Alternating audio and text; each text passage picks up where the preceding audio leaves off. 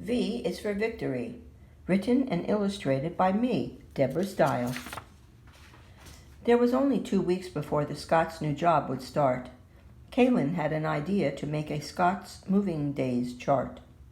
We took it to them and offered to help every day after school. With a smile on his face, Mr. Scott said, "That would be really cool. There's a lot we can't bring since we're moving to a smaller place." You could tell Mr. Scott was sad by the look on his face. He continued, "It's just so hard to decide which things to give away." Mrs. Scott gave him a hug, saying, "Cheer up, everything will be okay."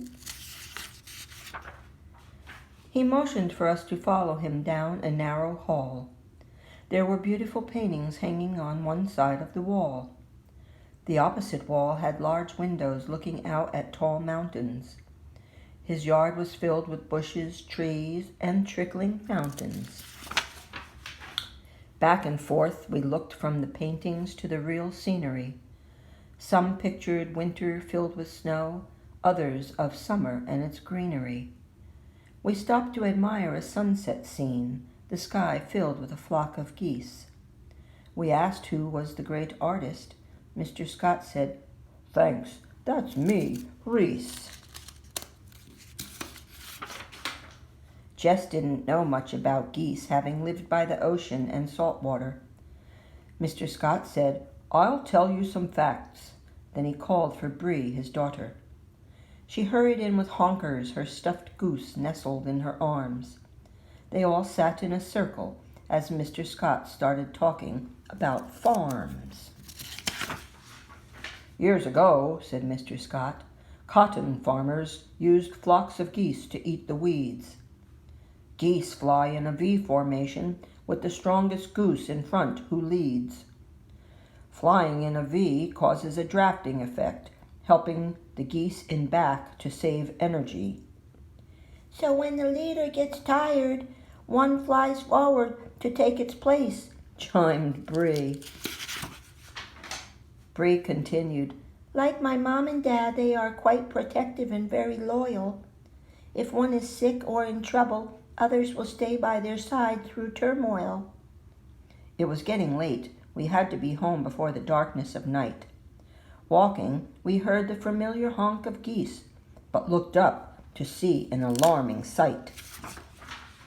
We ran over to a litter-filled pond where 2 of the geese landed.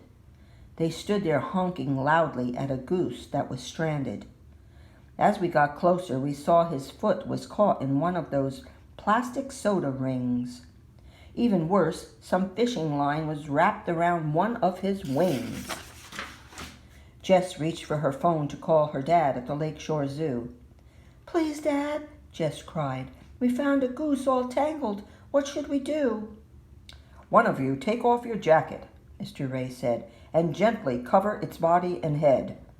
I will meet you by the pond in the zoo truck with the big flat bed." Mr. Ray soon arrived and carefully placed the goose in a crate. The 2 other geese flew up in a tree and would patiently wait. Mr. Ray explained, "With this pandemic we're having, there is no more room in the zoo. People are bringing in stray and hurt animals, not knowing what to do." Jess spoke. "There was a rescue shelter in my old town on the West Coast. They would have daily pictures of animals to adopt on their Facebook post. The sanctuary had free tours and was visited often by people on vacation, but like my home, it got destroyed by the hurricane's devastation." Jess continued, "They relied on donations to care for the animals and stay open, but after the storm, there were no funds to rebuild and reopen." Then Kaylin jumped up with her famous pose and finger in the air. "Mr. Ray," she asked, "can we use the Lakeshore Zoo to show we care?" Kaylin said, "Remember last year when Mr. Johnson's farm caught on fire? Well, he recently put the property up for sale and decided to retire. The town of Lakeshore should buy the land and open a farm for furry friends. Let's start a GoFundMe account and share the message it sends. We all jumped up with the same idea for our opening video, #PlasticAndFishing. Filming Mr. Ray untangling the goose showed example of our caring mission. Next step to set our goal, the price of the estate, $100,000. By the end of the week, we had over 200,000 followers. As we read through the comments, there was a similar text in each one. All wanted to pay forward our kindness, sending emojis of money and a thumb. Donations of a simple $1 added up to more than what was needed. "We did it! All of us together," is the message that we tweeted. Later that afternoon, when the sun was starting to set, we watched near a clean pond as Mr. Ray released the goose and the 3 birds met. Just then we heard the familiar honk of a flock of geese flying overhead. 3 spots were soon filled. "B is for victory," is all we said. To be continued.